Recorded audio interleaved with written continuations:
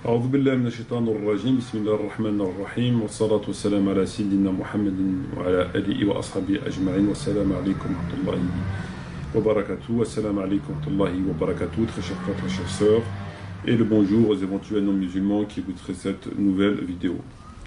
Alors très chers frères, très chères sœurs, je viens à présent vers vous à travers cette nouvelle vidéo pour terminer les corrections que nous avions apportées sur le livre de Tariq Ramadan qui s'intitule donc Faut-il faire taire Tariq Ramadan aux éditions L'Archipel, écrit, enfin en tout cas rédigé un entretien avec monsieur Tariq Ramadan par monsieur Aziz Zemouri.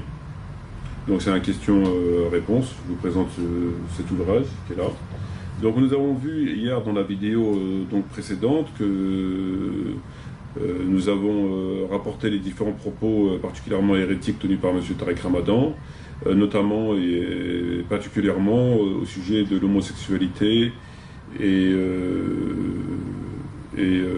sur d'autres sujets dont il tient des propos particulièrement hérétiques, qui sont à l'opposé donc de ce que l'islam, de ce que tous les savants ont dit depuis la naissance de l'islam, depuis les premières heures de l'islam, depuis toujours. M. Tariq Ramadan est le seul, avec un certain nombre d'hérétiques comme lui. On les connaît, en France on les connaît. Pour les reconnaître c'est assez simple. Ils passent régulièrement à la télévision, ils ont pignon sur rue, ils sont chouchoutés par les ennemis de Dieu, par les koufars, ils sont chouchoutés par les non-musulmans, etc. Donc c'est un islam en fait qui est très apprécié, un islam entre guillemets qui est très apprécié par les non-musulmans. Ça, en soi, ça dénote du contenu de cet islam. Alors, très chers frères, très chères sœurs, donc je viens à présent vers vous pour reciter donc des nouveaux textes de Tariq Ramadan. Donc à la page 218 de son ouvrage, 218 de son livre, Tariq Ramadan nous dit, je cite, au sujet de la lapidation. Alors Tariq Ramadan nous dit, l'application contemporaine des châtiments corporels, la lapidation, et la peine de mort ne sont pas islamiques et instrumentalisent la religion à des fins de répression par les pouvoirs souvent corrompus. Ce message est entendu, mais on ne peut s'arrêter là. Il faut offrir une alternative, etc. etc. Donc, pour M. Tariq Ramadan, l'application contemporaine des châtiments corporels et la lapidation et la peine de mort ne sont pas islamiques et instrumentalisent la religion à des fins de répression. Alors là, c'est des propos assez subtils, puisqu'on voit bien qu'il intègre dans ses propos le fait que la lapidation de mort ne sont pas islamiques et instrumentalisent la religion à des fins de répression. C'est-à-dire que M. Tariq Ramadan, en fait, pour annuler, pour abroger la lapidation et d'autres peines corporelles, il veut les mettre en étroite relation avec des gouvernements qui s'en servent pour des fins autres que la raison pour laquelle ils ont été prescrits par Dieu. Alors là, c'est pour embrouiller les gens, puisque lorsqu'on continue à écouter les propos de Tariq Ramadan dit tout simplement que la lapidation, c'est barbare, la lapidation n'a rien à voir avec l'islam, même si les textes le disent, etc. Mais cependant, pour atténuer ses propos, il tient à les mettre en relation avec des gouvernements, avec un système, avec un consensus, il n'y aurait pas consensus, etc. Alors tout ça est tout simplement faux. Le but avéré et sans nombre d'un doute de M. Tariq Ramadan étant de dire que la lapidation, que les peines corporelles ne sont pas islamiques. En tout cas, il le dit à ses amis les koufars, à ses amis les journalistes, à ses amis les francs-maçons, il dit ce qu'il dit dans ses ouvrages qu'on peut retrouver sur ces sujets. Alors, que penser de la lapidation? La lapidation, en matière purement théologique, elle est mentionnée noir sur blanc dans pour ainsi dire, tous les livres de Muhaddithin, à commencer par ceux de Bukhari, par ceux de Muslim. C'est-à-dire que d'après ces rapporteurs-là, d'après ces savants-là, il est établi clairement et formellement établi que le prophète Mohammed a fait lapider et que les compagnons après lui, et notamment Ali, anhu, a fait lapider. Donc, venir ensuite nous dire que la lapidation c'est barbare, venir nous dire ensuite que le verset de la lapidation n'est pas dans le Coran, qu'en fin de compte il n'aurait jamais existé, que Ali, anhu, il a dit j'ai lapidé selon la sunna et flagellé selon le Coran, et un certain nombre de choses, ne permet en aucun cas de tenir les propos particulièrement hérétiques de Tariq Ramadan et d'autres, malheureusement, qui consistent à affirmer que la lapidation est barbare et n'existe pas.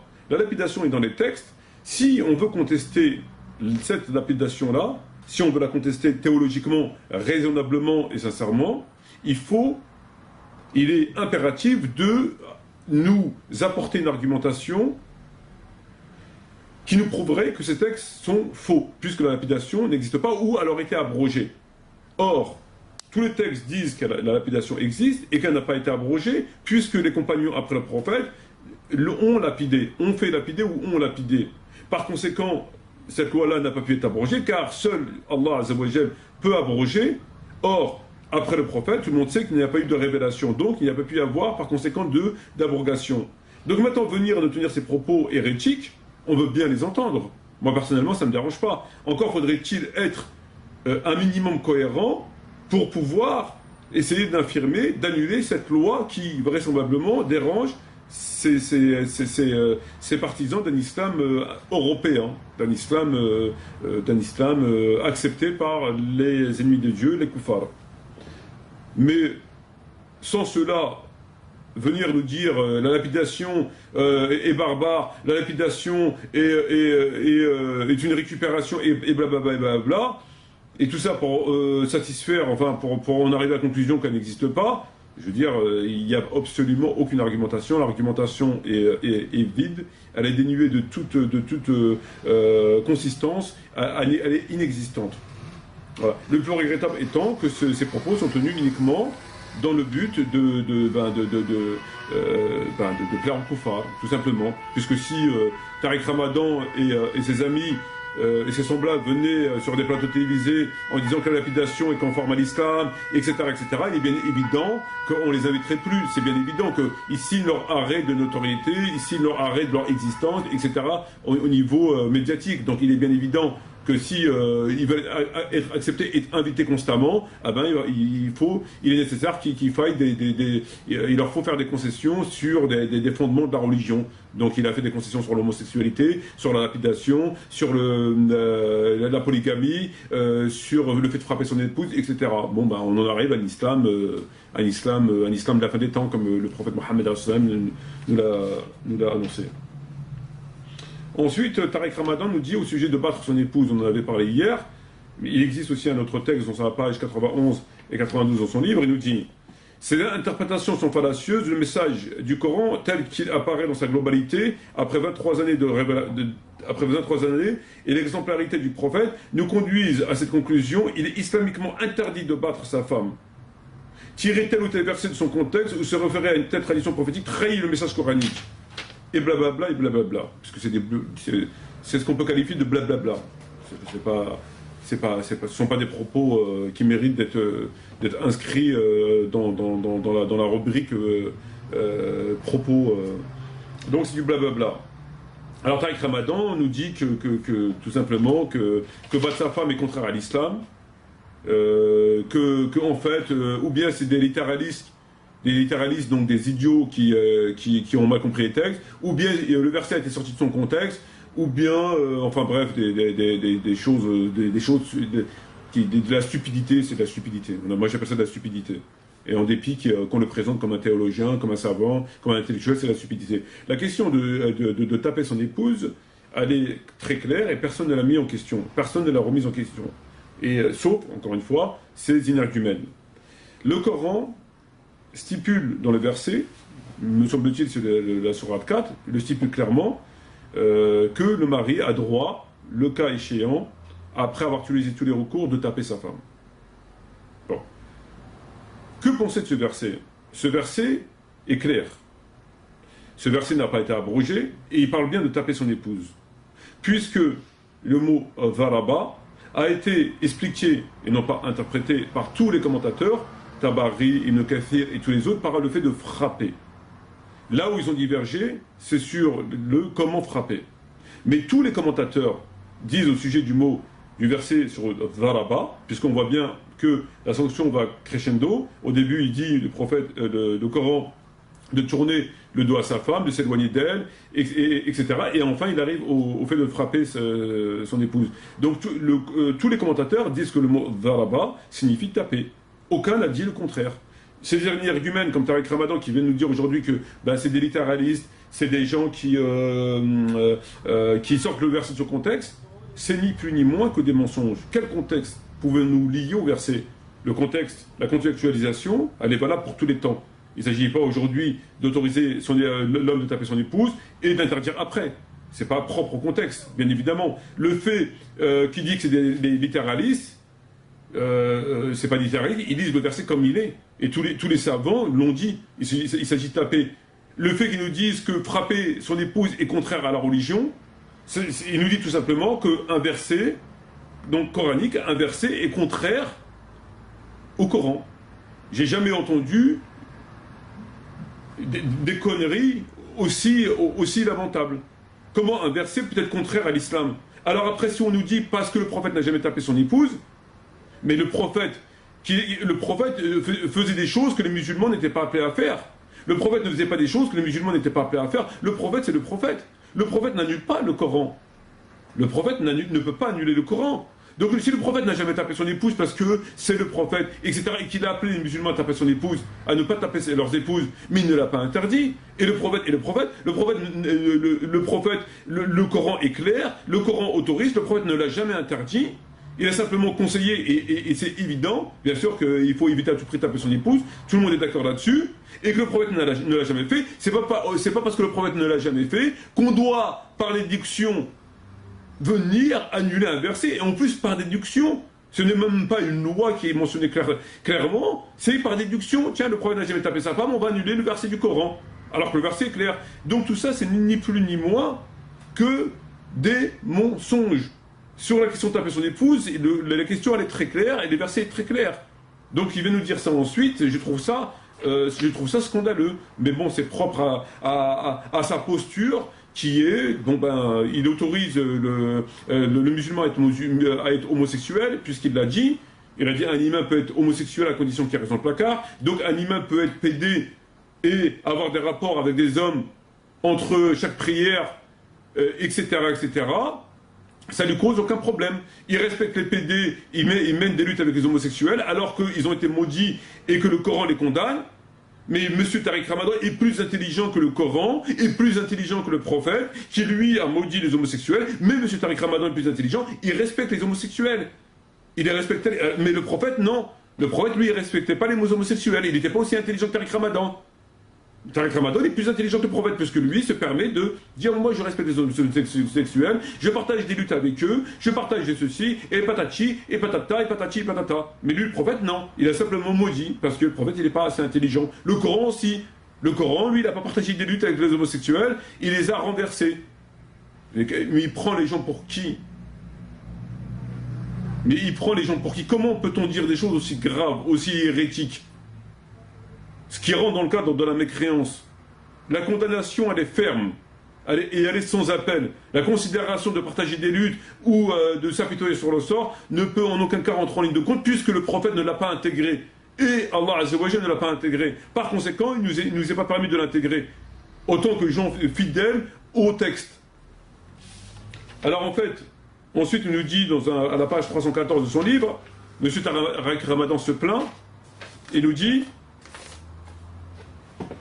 Thierry Ardisson ou Arlette Chabot en ont donné de piteux exemples cet automne. Le premier en offrant 15 minutes à Caroline Fourest, donc son ennemi, qui le conteste, qui l'accuse de double langage. Alors, en fin de compte, elle n'a pas très bien compris, elle n'a pas compris qu'il n'a pas de double langage, mais qu'il est tout simplement qu'il est obligé à un moment donné de tenir des propos musulmans à un auditoire musulman, et qu'à côté de ça, tient des propos complètement hérétiques. Donc le peu de propos qu'il a tenus qui sont islamiquement parlant, conforme, ben, il est obligé. Il parle à des musulmans, il ne va pas leur dire que le cochon c'est halal, il ne va pas leur dire que voilà, il est obligé de leur tenir, de temps en temps, leur tenir des propos islamiques. Et c'est ce que Caroline Forest elle appelle comme un double langage, alors qu'il n'y a pas de double langage. Mais à côté de ça, il faut retenir 99,99% des propos hérétiques qu'il tient. Puisque l'essentiel de ses prêches et des discours qu'il tient ici et là, et qu'il écrit, sont des propos qui sont hérétiques. Donc il faut bien accepter qu'à côté de ça, compte tenu du service qu'il rend au Koufa par le fait qu'il détourne des musulmans et qu'il les invite carrément à être pédés, qu'il les invite carrément à s'intégrer et qu'il les invite, enfin bref, bah, il faut bien accepter quand même qu'ils tiennent un peu de propos islamiques. Je veux dire, les Koufars sont quand même gagnants. Donc laissez-le continuer son travail et il le fait d'ailleurs très bien en faveur des Koufars. Donc, alors, pour revenir à ça, donc, il dit, Thierry Ardisson ou Arlette Chabot, on en donné des piteux exemples, c'est total le premier en offrant 15 minutes à Corinne Fourès pour déverser des mensonges sans aucune opposition. Donc, Tariq Ramadan nous dit que Ardisson et que Arlette Chabot, ils ont donné un mauvais exemple, un piteux exemple, en donnant une tribune et en accordant le droit de parole à Fourès sans aucune opposition. Donc, pour lui, c'est pas normal qu'on accorde la parole à quelqu'un sans opposition. Et lui, qu'est-ce qu'il fait de son temps? Quand il parle à la télévision, est-ce qu'on lui met un opposant? Quand il parle dans ses conférences, est-ce qu'on lui met un opposant? Quand il est là à faire des déclarations aussi graves que ça, est-ce qu'on lui met un opposant? Est-ce que lui, il accepte un opposant? Moi, je suis un opposant. Et j'arrête pas de le défier, il ne veut pas sortir de son trou. Alors qu'il arrête de faire mine d'être offusqué par cette infraction au bon déroulement des débats, à l'impartialité des débats, alors que lui, il passe son temps à fuir le débat, et on n'a jamais un opposant, il passe son temps à dire des conneries, il n'y a personne qui dit rien. Donc ne te fais pas le parleur de la justice et de l'impartialité et de l'équité, alors que tu as un exemple de lâcheté et de magouille et de manipulation. S'il te plaît, ne nous prends pas que pour des cons. On est des musulmans, ne nous prends pas, notre prophète n'était pas un con. Alors évite de nous prendre aussi pour des cons. On a très bien compris ton jeu, on a très bien compris tes manœuvres. Si tu as encore un minimum de dignité, si tu restes encore un atome de dignité et d'honneur, viens me défier en face à face et en public. Et je te lance un défi face à face. Et je te demande de sortir de ton trou. Ça fait 5 ans que je te demande de sortir de ton trou. Alors fais un effort, sors de ton trou. Sors de ton trou et viens me défier. Voilà. Sur ce, je vous remercie de m'avoir écouté. Excusez-moi de cet emportement. Mais moi, quand j'entends des gens qui salissent comme ça la religion, ça ne peut pas me donner le sourire. Voilà, shukran jazirin. Je vous remercie de votre attention et j'espère à la prochaine, Inch'Allah. Wassalamu alaikum wa rahmatullahi wa barakatuh. Et Sahaf Turkum, bon Ramadan et à bientôt, Inch'Allah.